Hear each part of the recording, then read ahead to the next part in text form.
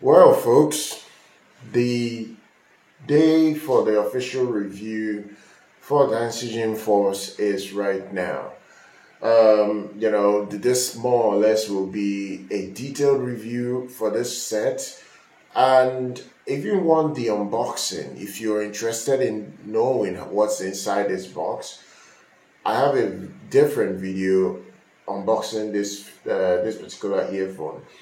That's a few days back, so I will drop that in the description if you want to check out that video. But so right now, this is the earphone. So I'm going to only discuss the sound in this video, and I'll be quick about it.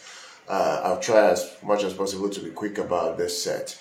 First of all, a big shout out to TenseGym, Miss Melody. She's the one that's helped make all this possible for you guys. So this is the TenseGym Force. They claim this is their flagship, and they will expect you to believe that it's their flagship. But I will say this immediately: this is nowhere near a flagship level earphone, because it's disappointing on many levels. But I will get to why it's disappointing in this same video, the sound quality, and why the accessories are flagship level accessories, but the earphones are not. So first of all, the design isn't bad. They are using this new, open back rear chamber design. They have two dynamic drivers in here. As you already know, one is 8.2 millimeters, that is a beryllium coated driver that is handling your mid-range and your treble, while the other is a titanium dynamic driver that is 10 millimeters in size. It's going to handle your bass. Now, some people will say, why are they putting this in reverse? We can expect beryllium drivers to perform better than just your regular dynamic drivers of any type, and that is correct. They made, I wouldn't say they made a decision that is wrong, but in their head they felt that they are making the right decision by using the beryllium drivers for your higher frequencies and a regular dynamic driver for your bass. So I'll get to the sound quickly now, because I'm very disappointed in the Force's sound. Very, very disappointed. This is the first time TenseGym is sending me a product that I actually don't like. This is flat out a negative review, but it's an incisive one, because TenseGym would obviously watch this video and they will understand why this set needs to be reworked from the ground up, and I will give them pointer tips as to what they can do better to make the Force a better set, if they're going to make a Force version 2 or something, to upgrade and replace this quickly, because this set is really, really not good. First of all, the sound is not totally V-shaped, but it's neutral to bright. So the sound could have been a lot better if it was fully V-shaped. But the way they've tuned this set, they've made it in such a way that the upper mid frequencies take the center stage. Not only just the upper mid frequencies, but the mid-range is just not even. There's something about the mid-range on this Force that is bad. Really so bad that, let me even show you guys something right now. It's so bad that the TenseGym, the cheapest sets that they've sent me, which is the Ultima, Zero Ultima, I actually like this set. Fantastic earphone. A $16 to $20 earphone sounds better than a so-called $280 set. So it's already a major problem. Now, everything starts from that mid-range, and then the worst part of it all is the bass. The bass is non-existent on this set. It's so bad that this set requires a lot of power to even sound relatable to most people's ears. So what I'm getting at here is that you need to play this at a, not even a loud volume, but like, you need an amplifier that has a lot of milliwatts to supply this enough output to even get some level of bass out of it. And that's number one. And then number two, the drivers are incoherent in many ways, in the sense that they can't take power very well. So when you power them with a very powerful amplifier, and I do have amps here that I use to test this set extensively, from the Fosse Audio SK2 to Shanling's amp that I have in here. I also have Topping amp. I also have FIO BTR series DAC in here. I also have other DACs, other amplifiers. I actually gave this the best chance it could have, to perform at its best, but it's just not there. The mid-range is not coherent, and the bass is non-existent. So what you're left with is a blob of a sound. The sound is very incoherent, and when you drive it so hard, if you drive it so hard so you can get all those frequencies the way you felt it could be, it becomes a mess. What I mean a mess is that it becomes mushy, it becomes muddy in such a way that, it deviates totally from what Terence Jim has been doing all these years. I will say this: the accessories are amazing. I love the cable. The effect audio cable is fantastic, to the point now that the effect audio cable is on the Origin. I've actually started making use of this set. The effect audio cable with the Origin.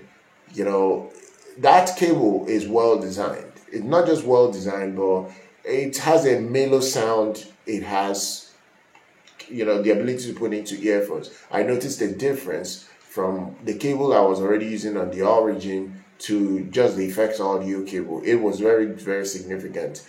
But that is not the main reason why this set should be this expensive.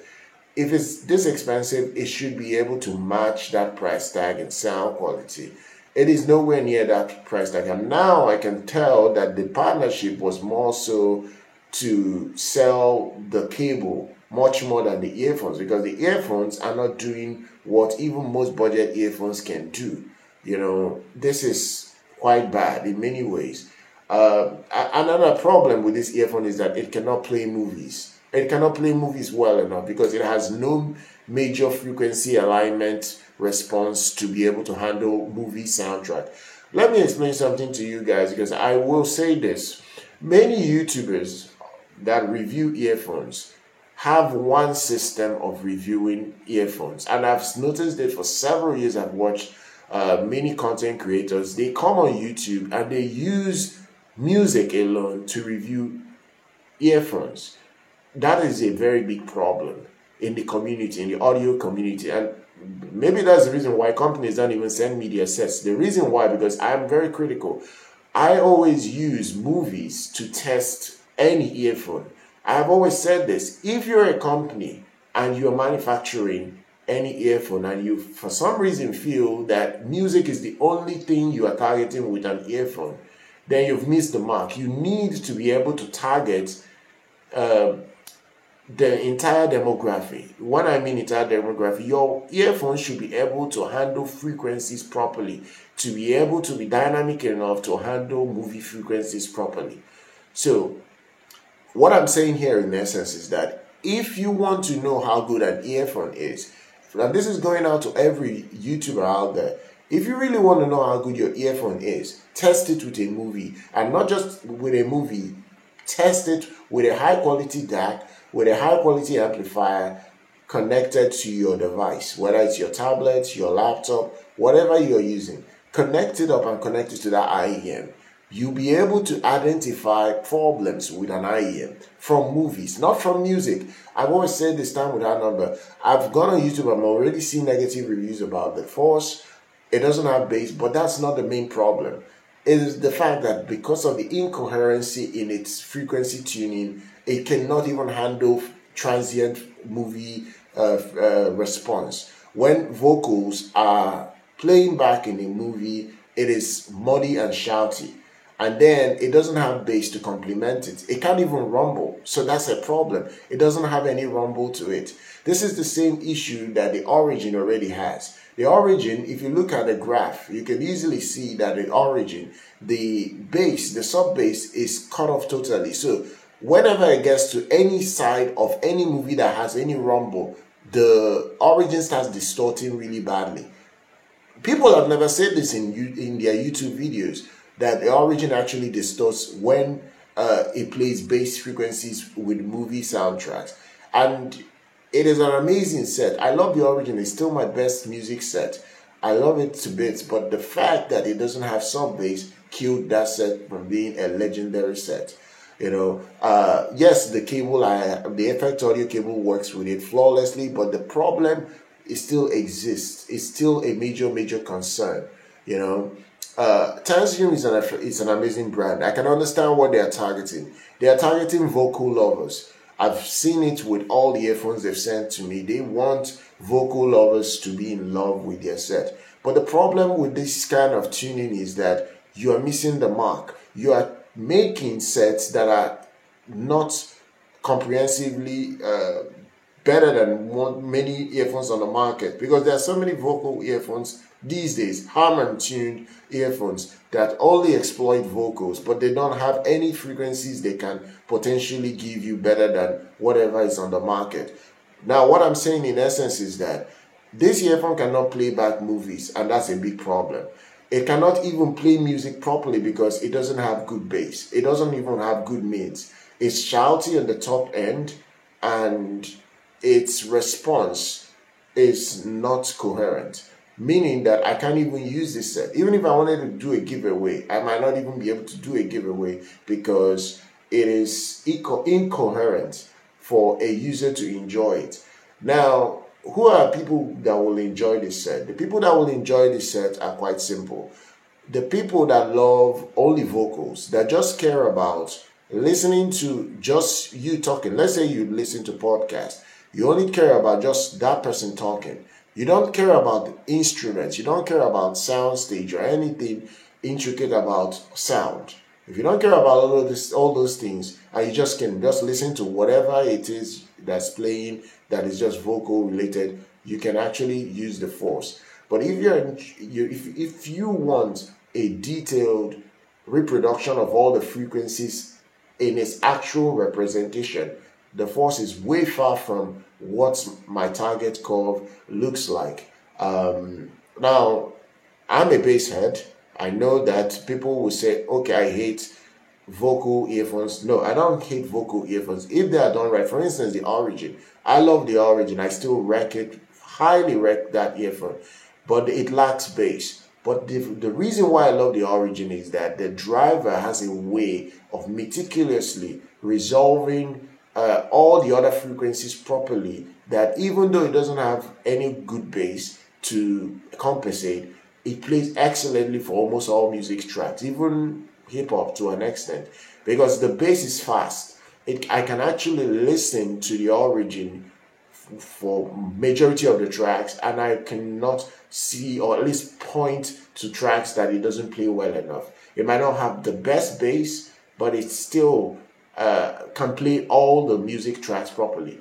But it does not play movies very well because it does not have bass. That set lacks with, and that's why it cannot be a legendary set. Except I'm hearing that Tanzanium wants to release the limited version of this Origin.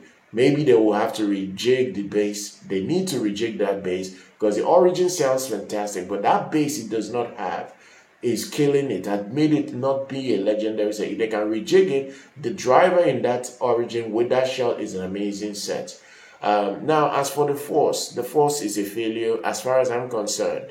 I don't like making negative reviews. I really don't. I absolutely love a company that I love working with to send me stuff, and I fall in love with it from the first time I listen to it. So I don't always like giving negative reviews to products, especially from companies that I actually like. I do like. But regardless, I'm going to call it as it is. This set is not good enough, and I think Tanzanium need to go revisit how they've set up these drivers.